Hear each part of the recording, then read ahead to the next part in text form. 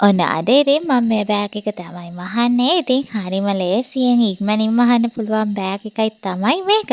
ඉතින් බලමුකෝ වැඩි කතා නැතුව කොහොමද මේ බෑග් එක වහන්නේ කියලා නේද?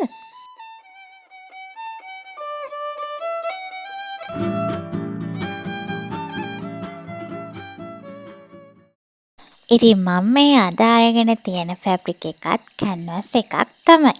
මේක මතක විදියට නම් මිල වෙන්නේ මීටරයක් 400 ගාණක් වගේ මුදලක් තමයි. ඉතින් බලමු මට මේ බෑග් එක මහන්න අවශ්‍ය වෙන්නේ මොනවද කියලා. කතුර ඕන වෙනවා. ඒ වගේම මේ තියෙන්නේ කාදුවක්. ඉතින් මේවා බෑග් රෙදි කඩවල තියෙනවා. මේවා වෙනම ගන්න. ඊට පස්සේ මට ඔයාලට කියන්න බැරි වුණානේ. ඒ කාදුවක් වෙන්නේ 240ක්. ඉතින් සමහර විට කොටුවේ වගේ නම් මීටත් අඩු ඇති. ඉතින් ඒ වගේම ගාංචු ඕන වෙනවා, ෂිප් හෙඩ් ඕන වෙනවා, ෂිප් එක ඕන වෙනවා. එතකොට මම ෂිප් එක අරගෙන තියෙන්නේ නම්බර 3 ෂිප් එක. එතකොට මේ ෂිප් හෙඩ් එක නම් නම්බර 5. ඉතින් මේවා තමයි මට මේ බෑග් එක මහන්න ඕන වෙන්නේ. ඉතින් තව දෙයක් ඕන වෙනවා. ටේප් එකත් ඕන වෙනවා මට මේ බෑග් එක මහගන්න.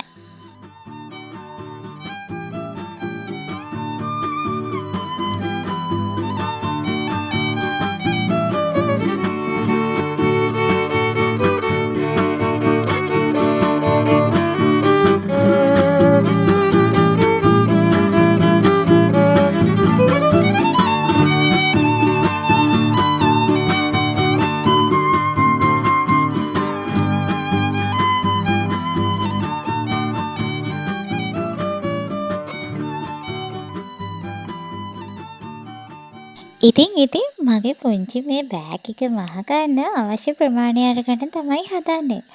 ඉතින් මම මේ බෑග් එක මහන්න ප්‍රමාණය අරගන්න මං කාදුව තමයි යොදාගන්නේ. ඇයි දන්නවද මම මේ කාදුවේ ප්‍රමාණයට පළල අරගන්න හිතුවේ.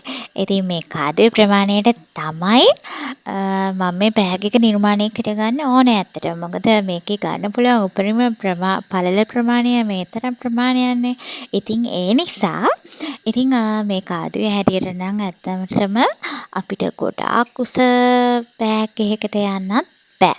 ඉතින් මේ තරම් ප්‍රමාණයක් આવොත් තමයි මේ බෑග් එක ලස්සනට මහගන්න පුළුවන්. ඉතින් මං ඒ ප්‍රමාණය කපලම ඔයාට මිම්ම සඳහන් කරන්නම්. ඉතින් මම දැන් මේ කපන්නේ බෑග් එකේ අර කාදුව සම්බන්ධ කරගන්න ඔයාලට මේ උඩින් පේනවා වීඩියෝ එකේ. ඉතින් ඒ කොටස් දෙකට අදාළ කොටස තමයි කපා ගන්නේ. ඉතින් ඒක මේ විදිහට කපාගෙන කොටස් දෙකක් වෙන්න මේ විදිහට දෙකට මැදින් නමලා කපා ගන්නවා.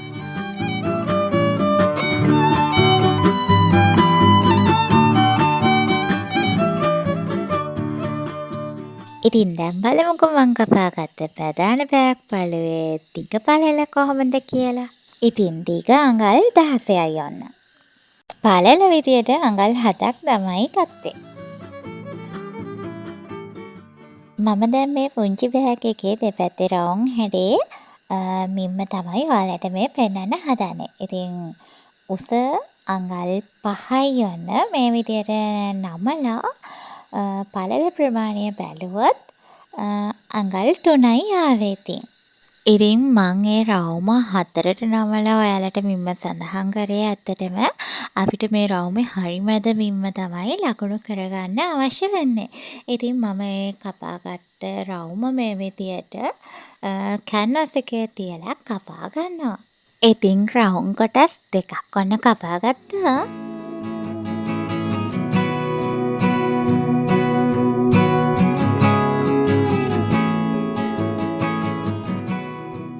දැන් මම මේ රවුම් කොටස මේ විදියට හරි මැදින් නමලා 4 පැත්තම කට් මාක් දාගන්නවා.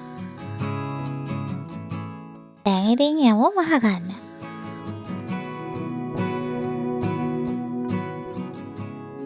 දැන් මම මගේ කපාගත්ත පුංචි බෑග් පළුවේ ප්‍රධාන පළුව මේ විදියට අරගෙන පළල පැත්ත මේ විදියට තියාගෙන ෂිප් එක සම්බන්ධ කරගන්න තමයි මුලින්ම හදන්නේ. ඉතින් මේ බෑග් පළුවට අවශ්‍ය ෂිප් ප්‍රමාණය කපා ගන්න තමයි හදන්නේ. ඉතින් ඔන්න මේ විදියට ෂිප් එක දිග ඇරලා එක පැත්තක් මම මේ ෂිප් එකේ හොඳ පිට මෙන්න මේ විදියට හොඳ පිට තියලා මේ කෙළවර මහ ගන්නවා.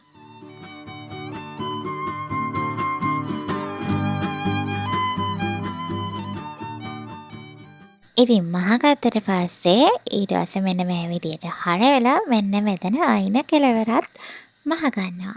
ඉතින් මෙහෙම මහගන්නේ ෂිප් එක නීට් එකට හිටින්නත් එක්ක තමයි.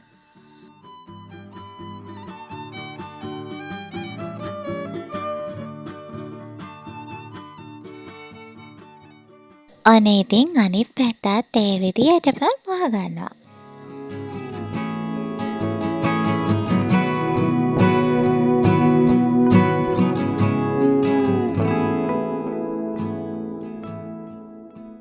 ඊට පස්සේ ඉතින් ෂිප් එකේ වැඩි කොටස් ටික කපලා ඉවත් කරගන්නවා.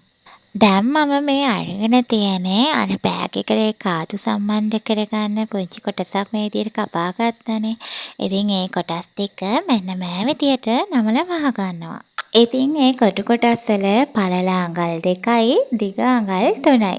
ඉතින් දැන් මම මේ මෙටල් පැච් එක බෑග් එකට සම්බන්ධ කරගන්න තමයි හදන්නේ. ඉතින් සම්බන්ධ කරගන්න කලින් මේ විදියට බෑග් එක හරි මැදින් නමලා හරි මැද ලකුණු කරගෙන ඒ ලකුණු කරගත්ත තැන ඉඳන් පහළට අඟල් 2ක් ලකුණු කරලා තමයි මෙටල් පැච් එක බෑග් එකට සම්බන්ධ කරගන්නේ.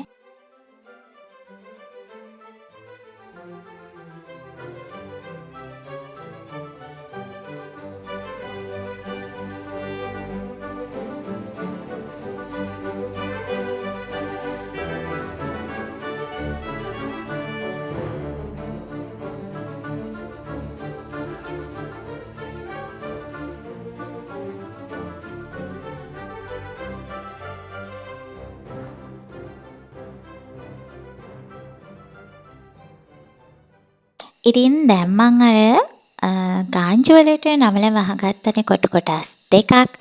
ඒ කොටු කොටස් දෙක මේ විදියට ගාංජු වලට දාගන්නවා.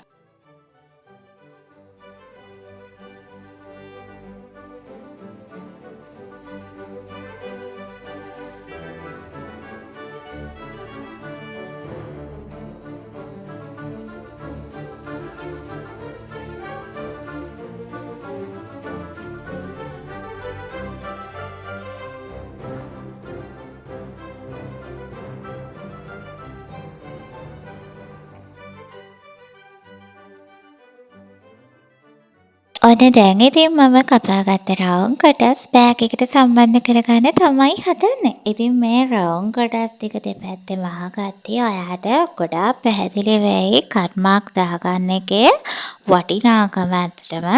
ඉතින් මේ රවුම් කොටස වහගද්දි මේ විදියට ෂිප් එකේ ඉඳන් දෙපැත්තට කියන්නේ මේ ෂිප් එකේ ඉඳන් මේ පැත්තට අඟල් භාගයක් ඉතිරි කරලා තමයි මහ ගන්න ඕන. ඉතින් කට් මාක් එක හරියටම ෂිප් එකේ මැදට තමයි හිටින්න ඕන.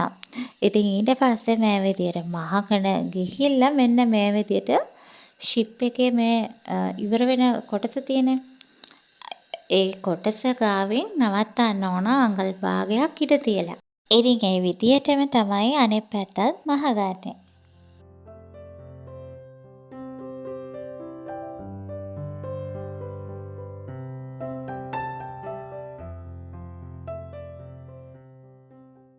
ඉතින් මේ ෂිප් එකේ කෙළවර වෙනකන් මහගෙන තියෙනවා ඔයාලට පේනවනේ.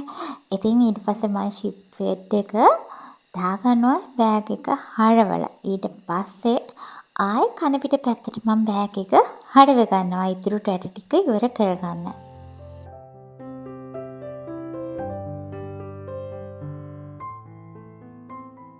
දැන් මම මේ ගාංජු කොටස මෙන්න මේ විදියට මේ හිඩස ඇතුලෙන් ඇතුලට තල්ලු කරලා මේ විදියට එළියට අඟල් භාගයක් විතර හිටින්න රවුම් හැඩේ මේ විදියට වටේට මහගන්නවා. ඉතින් ඒ විදියටම අනිත් පැත්තත් මහගන්නවා.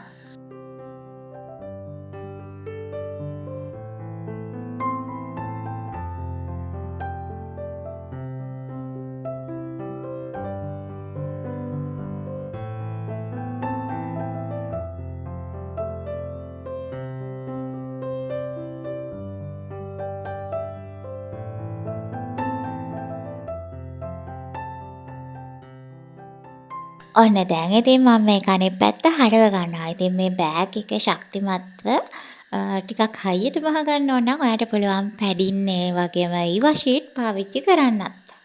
ඉතින් මම පාවිච්චි කරේ නෑ. මොකද මට මේ නෝමල් මැෂින් එකේ ගොඩාක් තදට හයියට මහන ටිකක් අපහසු නිසා. ඉතින් මේ හරව ගත්තට පස්සේ හොඳට මුළු හදා ගන්න ඕන. ඉතින් දැන් මම කාදුව සම්බන්ධ කරගන්න තමයි හදන්න යන්නේ. ඉතින් මේ විදියට ගාංජුව දාගන්න තමයි තියෙන්නේ. හරිම ලේසි මේ වගේ කාදු භාවිතා කරලා බෑග් මහ ගන්න නම්.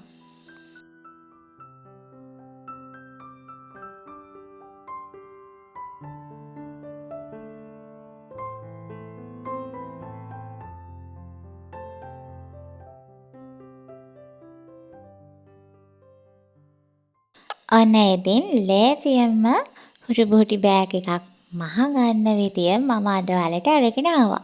ඉතින් මේ ගාංචු නම් මට ඕන වුණේ නෑ. ඒ නිසා මම ඒවා අයින් කළා. ඉතින් වීඩියෝ එක හොඳයි කියලා හිතෙනවා නම් චූටි වෙලාවක් අරගෙන subscribe කරන්න අමතක කරන්නත් එපා. ඒ වගේම bell icon එක click කරන්න අමතක කරන්නත් එපා. ඔන්න ගිහින් එන්නම්. සුබ සතියන්තයක් ඔන්න.